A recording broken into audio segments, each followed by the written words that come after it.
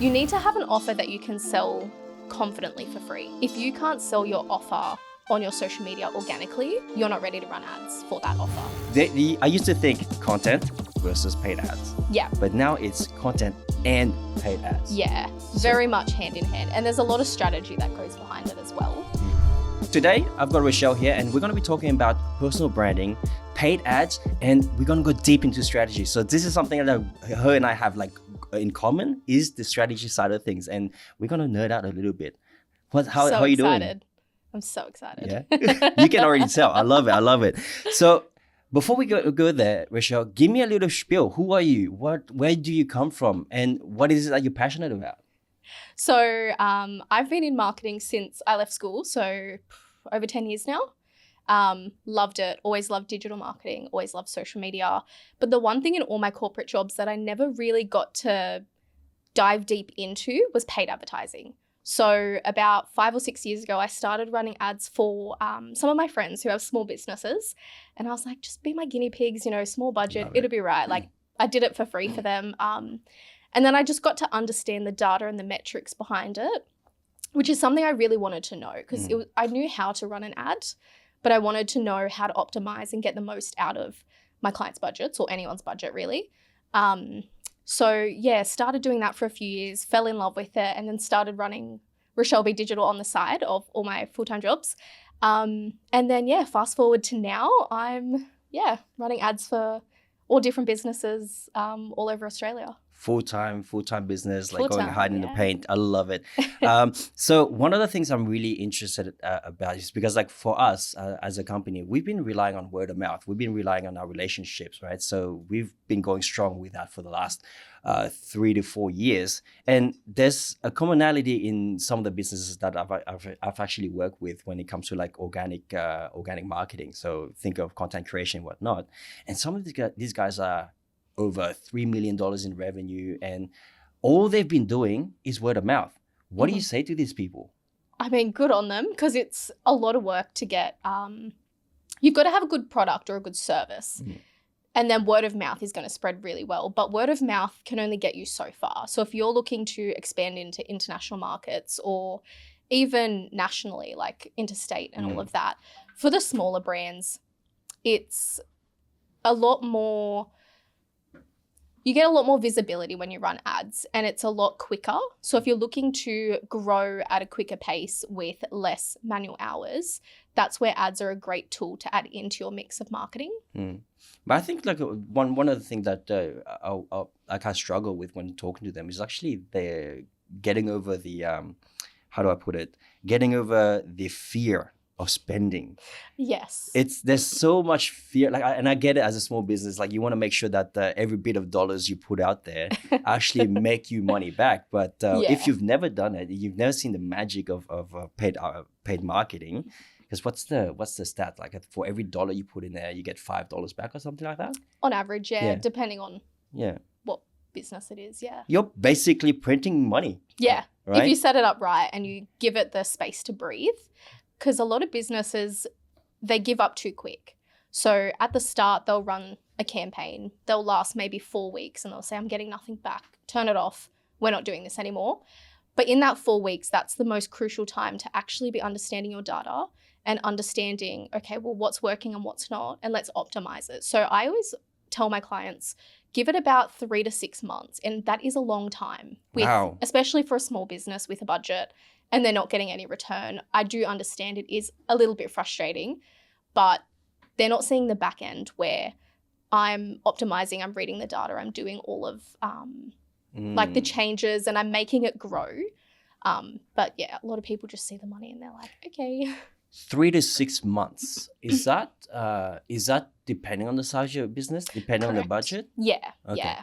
Interesting. Like I've actually heard like, and again, I'm so much newer at paid ads than you are. I can talk for days on personal branding and talk for days on content creation, but with paid ads, it's such a new thing for me that like understanding the data, understanding the metric, the rule of thumbs is like it's a complete new world for me. Yeah. So you say 3 to 6 months.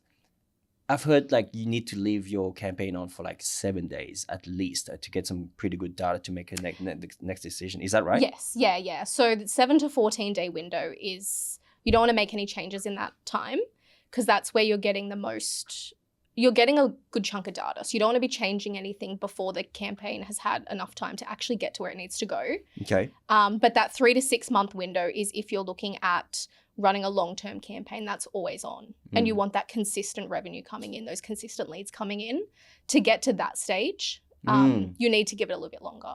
There are some businesses that see those results quicker.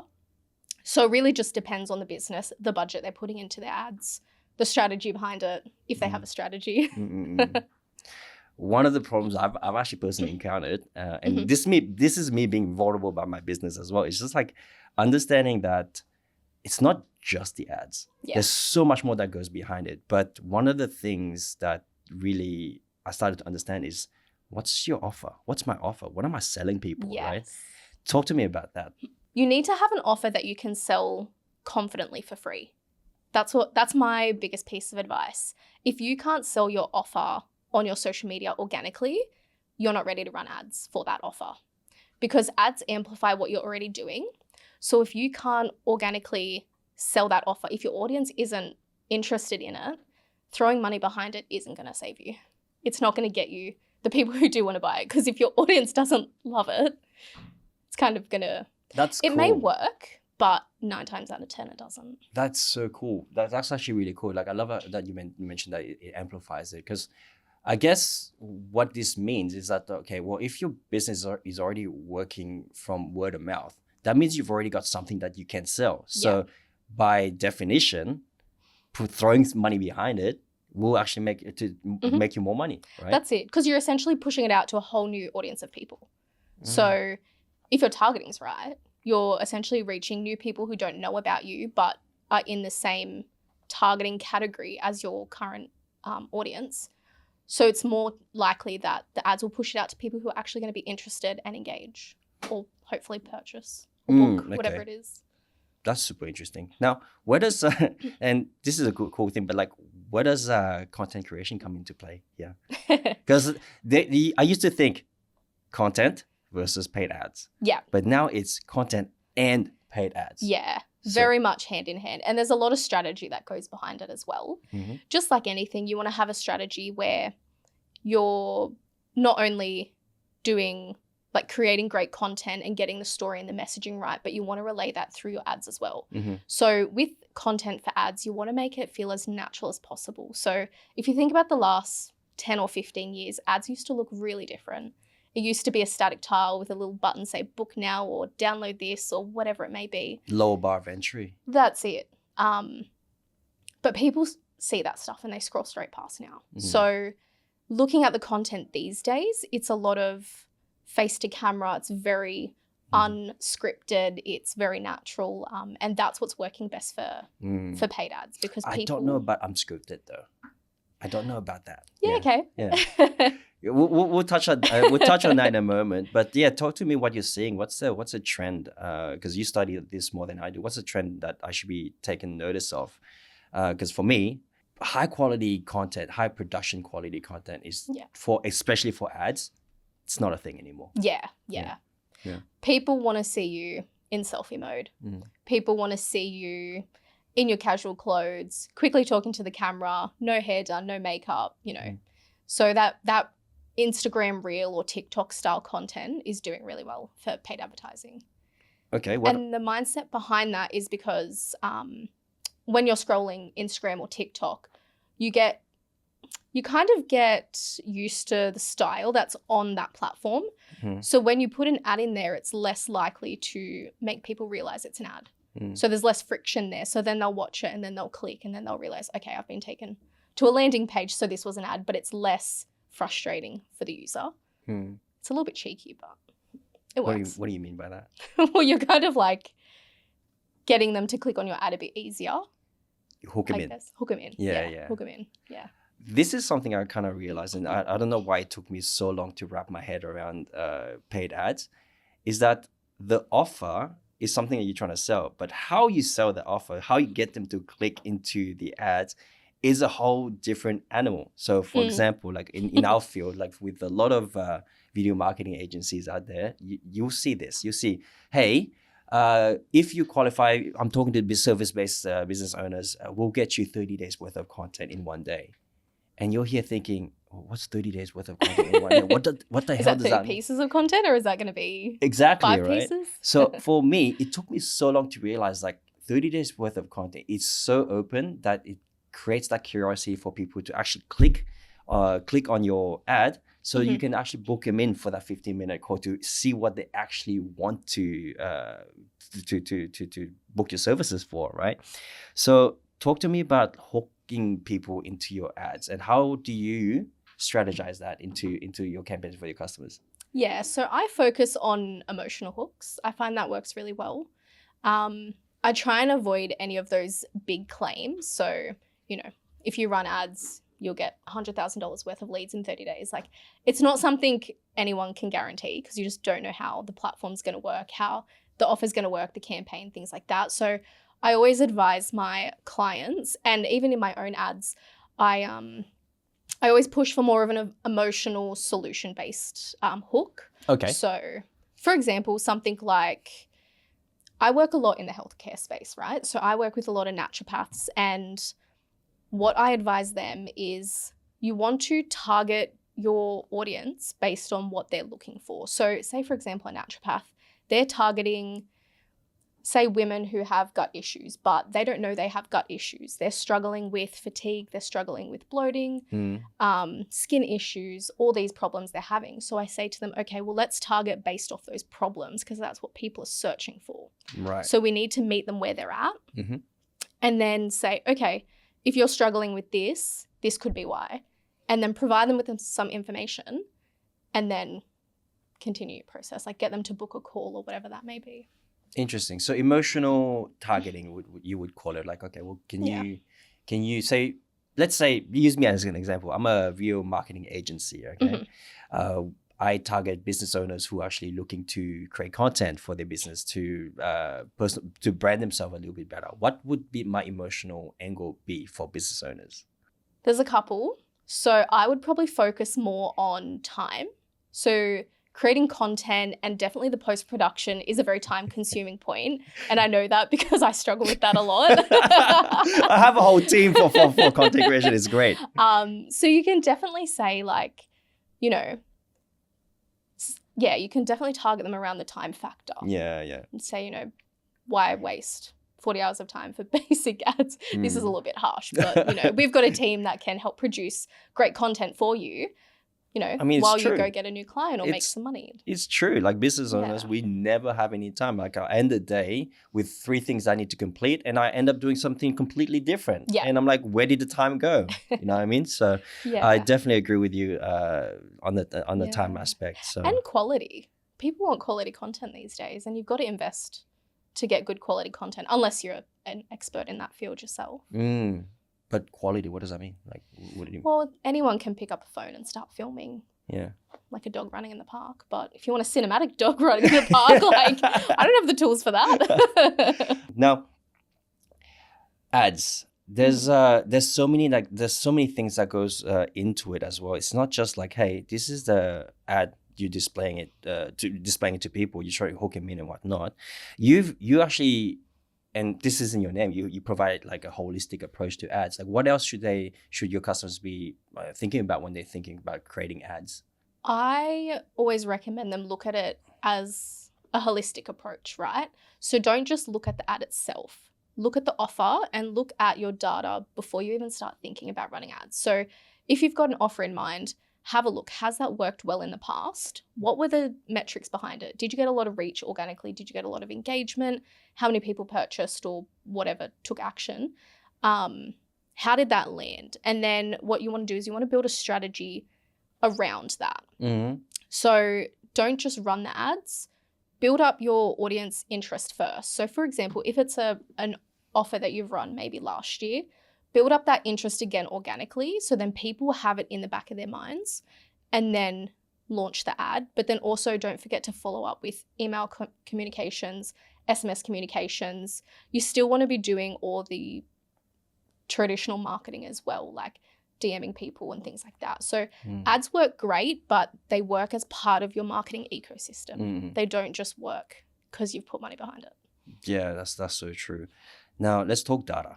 Okay. Now you mentioned data quite a few times already, and I think that's something that you teach in your master classes as well. Yeah.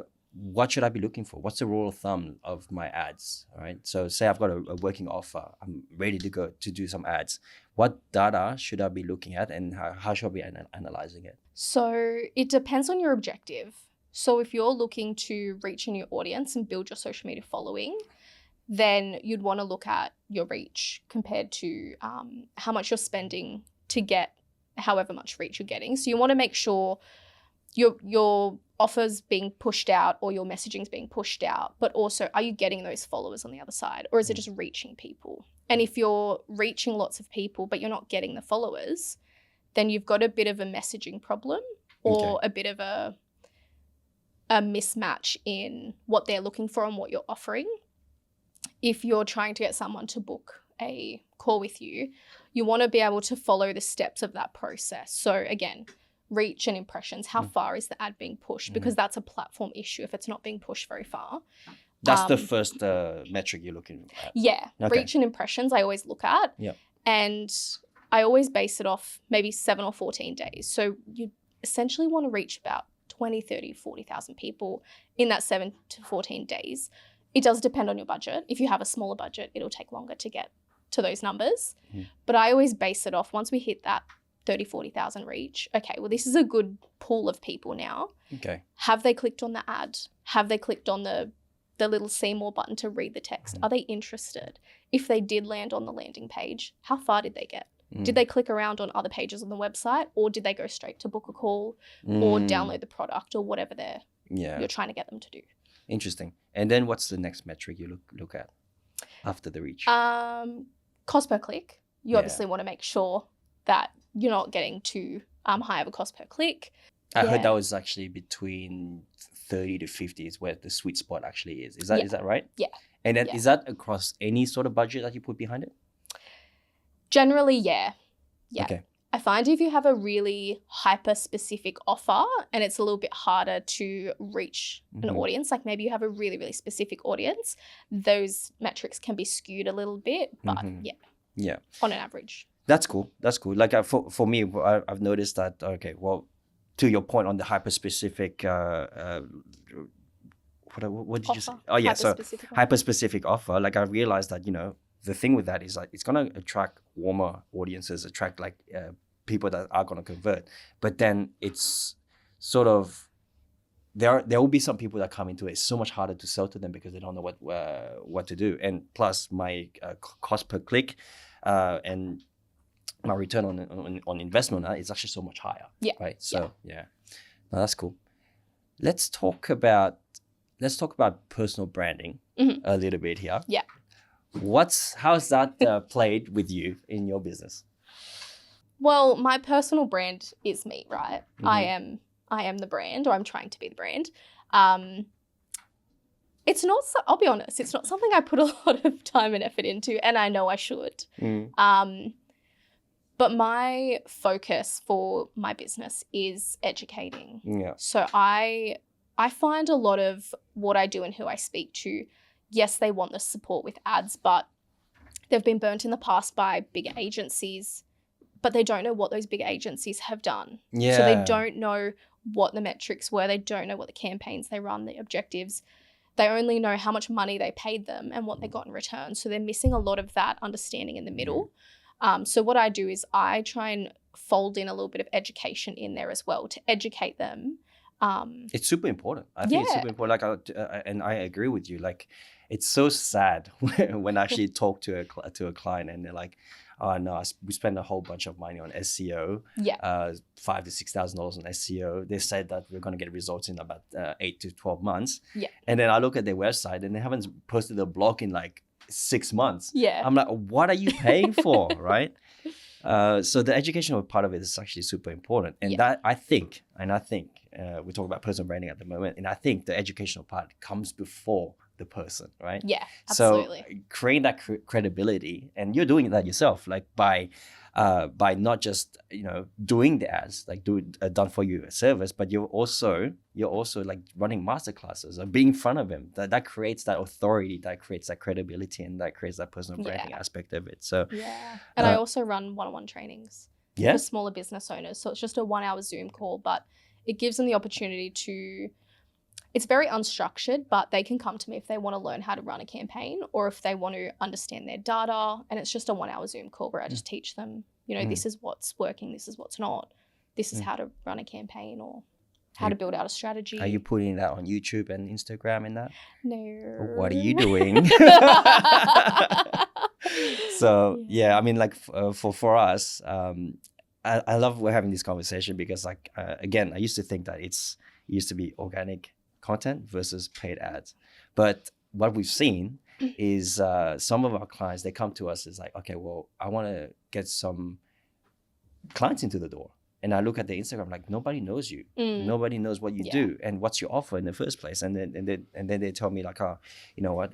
We don't know. We sell to everybody. I'm like, well, that's going to be a problem, first of all, because on social media, whichever platform you use, like whether YouTube, Instagram, TikTok, LinkedIn, or whatever, it's specific to a set of customers, but you want to have something that you stand for. All right, okay? Absolutely. Like there has, and there's this book that I like to mention. I'm not sure if you heard of it. It's called The Story Brand, How to Build a Story Brand by Donald Miller.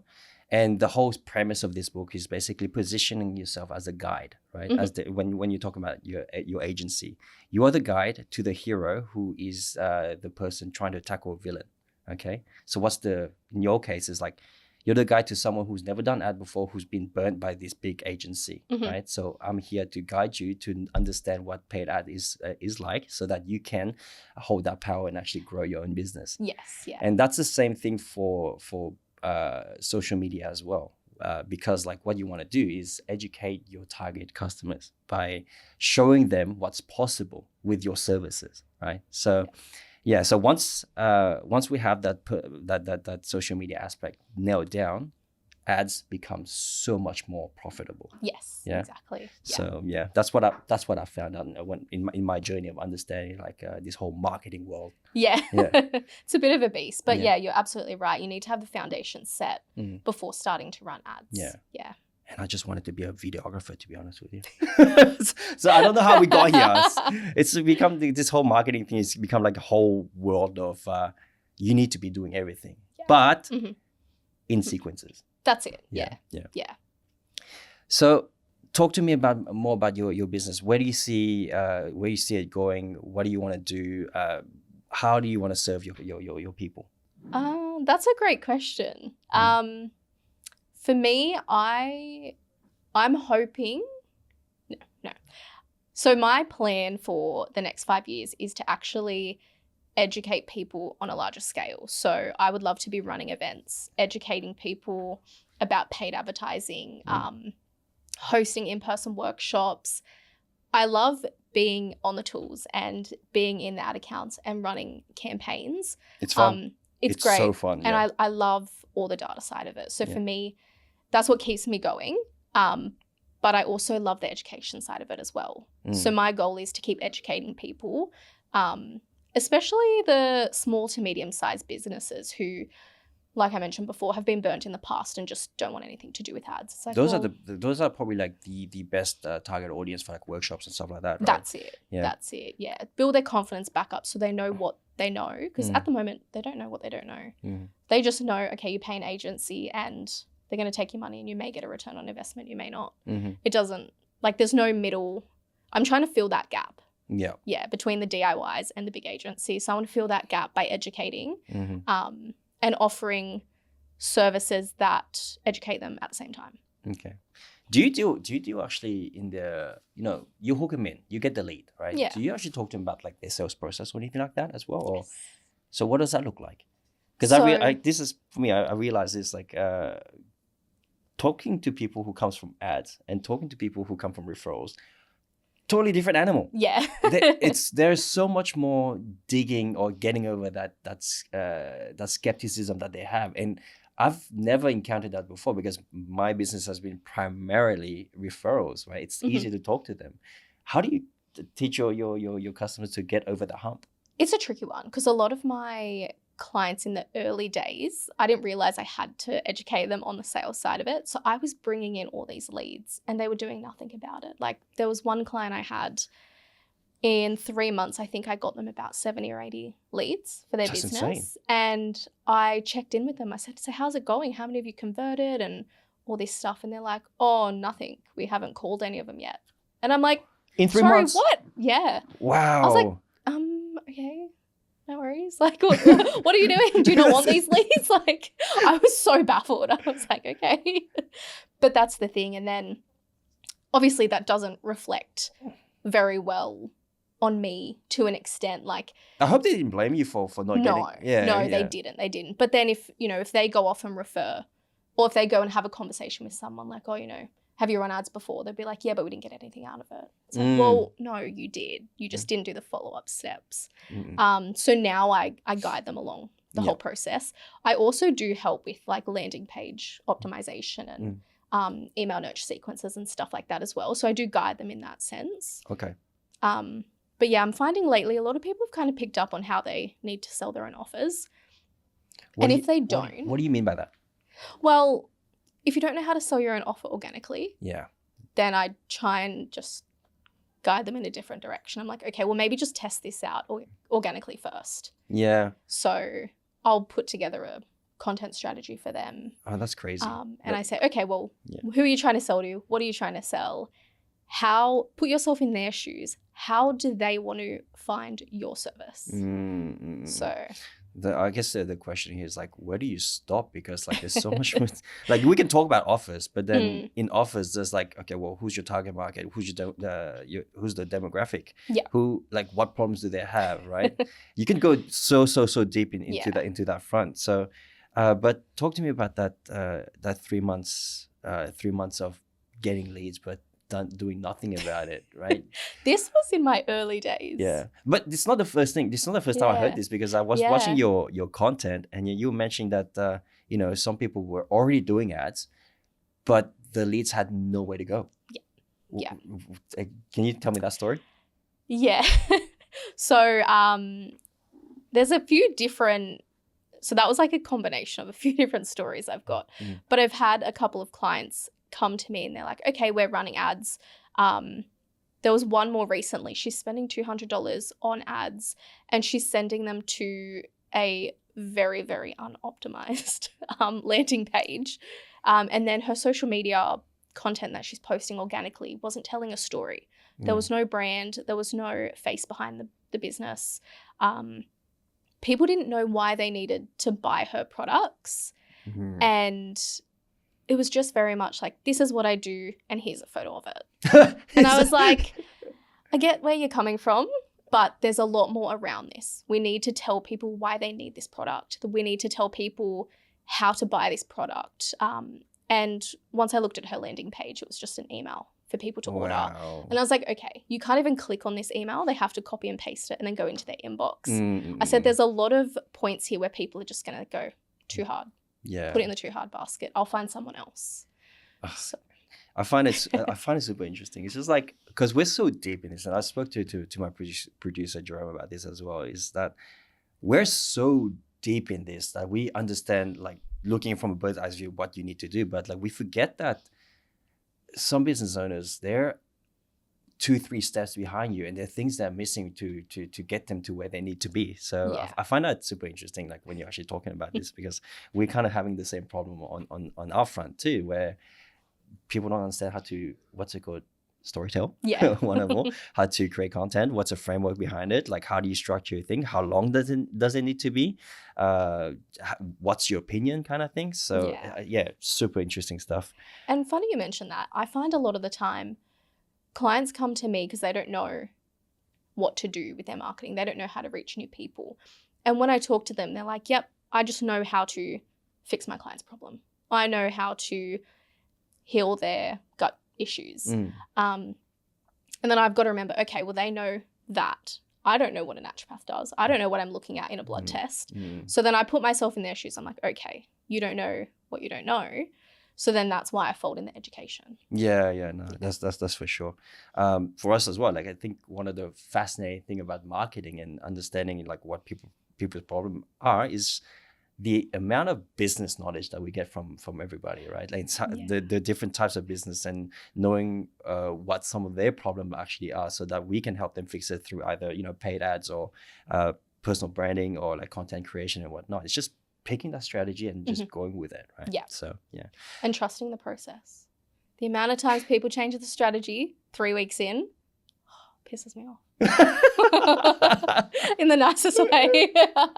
They just do things and don't tell you about it. Yeah. So I actually had a client once who we were generating leads to a landing page on their website and was doing well. Like they were getting 1 or 2 leads a week. It was early days, so it wasn't like a lot of consistency.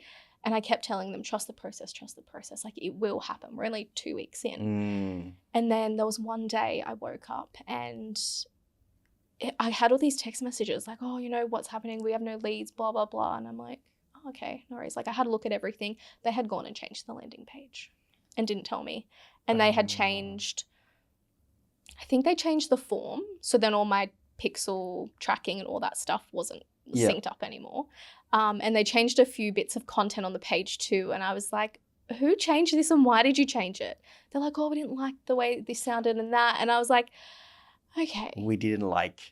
I was like, okay, like fair enough, but you need to tell me so then I can, there's steps that I've got to do to make sure. I think this is a case for your whole like understanding your data. Yeah.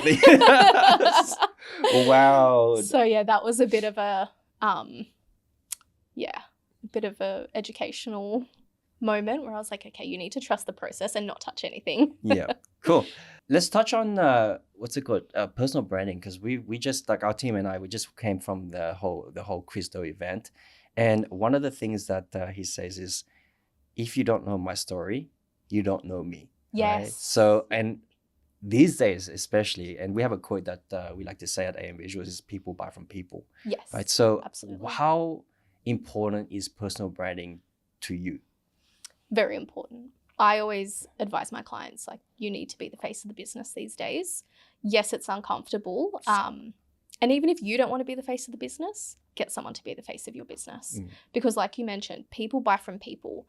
And with my clients, I've got some that they don't want to be the face. They don't want anyone to be the face. They just want to be the brand. This is what we sell. This is what we do. And then I've got others who are the personal brand. And you can see a very clear difference in even just the ad results itself and the engagement in the social media content. It's very important to have a personal brand because... So it's skewed towards personal brand. Absolutely. Yeah. There's so much more engagement when you have a person behind the brand. It's wild, the results that we're seeing. But to your point with that, there's a book that I like to recommend. It's called The E-Myth. And in that book, it says that there are 3 personalities in the business. There's the operator, manager, and the visionary, right? Some people start their business in either 3 of like one of these hats. Like the operator, you've done the technical thing, you understand it, you know how to do it better than your boss, for example, like that. But it doesn't mean that you're a very good visionary, right? Nor could it mean that you're a good manager. But for the specifics of this conversation is the visionary part of the business that you really need to hone down to, because as the visionary, as the face of the business, you're the one that comes up with the idea. You're the one that warms people up to your product. So I think for most people, like if you're out there doing content, if you're out there doing ads, start putting your face in front of it. Absolutely. It's super important, especially now in the age of AI, I reckon. Yeah. Absolutely. Yeah. And I find everyone knows when you've put an AI person on the screen, right? A video, a photo, whatever it is. We're pretty savvy people. We can pick up on that stuff. So we're not dumb. Customers are not dumb. Yeah, they're not dumb. So when you see people trying to run an ad with an AI person, like you can't expect to get amazing results if you're trying to hide behind Have you tested AI. I haven't, no. Oh, I'm so curious to see like the differences. So am I. Like I just want to see like the two different ad creative to see like which one performs the best kind of thing. So maybe that's future campaign I test. 100%. Yeah. I've had that question as well. Someone come up to me, it's like, hey, I want to create an AI influencer. And I just looked at them and I said, well, first of all, you're lacking that authenticity piece that, you know, most people want to have with wherever they want to spend their money, kind of thing like that. So I was just thinking about like, yeah, it's could be the future, but I don't think we're ready for that just yet. Not yet. Yeah, no. We still want that personal touch. That's it. And I think even in the future, people are still going to want human connection. So I think it's even if it's just DMing in the comments. DMing in the DMs. Messaging in the DMs. Slide in your DMs. You know what I mean. Or commenting or things like that. And that's cool. Amazing. Like I think this is a great way to sort of wrap it up. But I just want to recap what we actually spoke about today for those who actually want to understand like paid ads. First, you need to look at your offer, right? Yes. Is it something that you can sell? Is it something you can rave on about? Is it something that you haven't sold yet, but people are raising their hand up and saying that I want that, right? Then only then do you start looking at paid ads. Am I correct, or is there a step in between? Strategy. Yeah. Okay. So you want to make sure you build out a strategy. You want to have a plan to, obviously you've got the offer. It's great. You know, people want it, but you need to have a plan on how you're going to get people from, oh yeah, I really like that, I want that, to, okay, book a call with me or take that action. Because yes, you can put the steps in place, but if you have the wrong messaging all the way through, you'll lose people quite quickly. Yeah. And the strategy could also be like a content strategy, what's it called? Absolutely. Where they do a whole bunch of content to educate the customers, right? So that they are even warmer. Because I think what's the stat? 21 touch points. It used to be 11, but now it's 21 touch points before someone actually buys from you, right? So you want to warm them up before they get to the ads and they're like, okay, there's the offer. There's a price to it. There's a person that's going to solve my issue. I'm going to click a book or call. That's it. So is that the whole process that people should think about? Pretty much, yeah. Obviously, every business is different, so you want to tweak it for each business. But yeah, that's pretty much it. Okay, Rochelle, thank you very much for coming on. I had a blast just talking about nerding out about ads and strategies and whatnot. So I hope that you can come back on and then share some knowledge and whatnot. Yeah, thank you. This was great. Awesome.